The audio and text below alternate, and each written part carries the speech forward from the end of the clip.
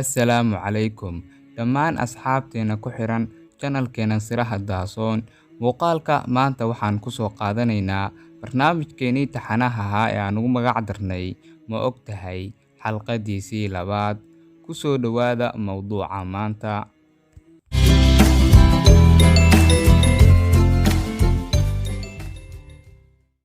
Ma ogtahay in timaha wejiga ay si dhaqsi leh u koraan marka loo fiiriyo timaha kale ee jirka?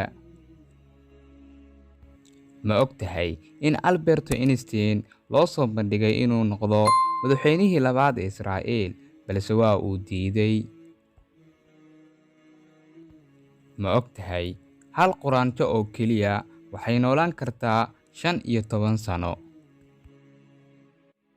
Ma ogtahay daqiiqad walba YouTube-ka waxaa la soo geliyaa in ka badan 100 saac oo fiidiyow ah? Ma ogtahay magaalada ugu badan ee dadku u dalxiis tagaan inay tahay caasimadda dalka Faransiiska ee Paris?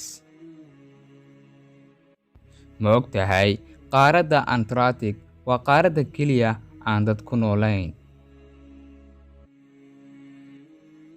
Ma ogtahay dhasha geela, niriga ama nirigtu waxay dhashaan iyagoo tuur lahayn, kadib ayay tuur yeeshaan? Ma ogtahay in South Africa ay tahay waddankii ugu horreeyay oo Afrikaan ah oo lagu qabto koobka adduunka? Ma ogtahay 80% gabdhaha cuntada ay ugu jecel yihiin waa shukulaatada? Ma ogtahay magaca Canada inay tahay kelmad Hindi ah, asal ahaana uu macnaheedu yahay tuuladii weyneyd? Ma ogtahay waddanka Namibia inay tahay meesha keliya ay ku kulmaan saxaraha iyo badda? Ma ogtahay kalluunka loo yaqaano dolphin wuxuu ku hurdaa hal il oo keliya,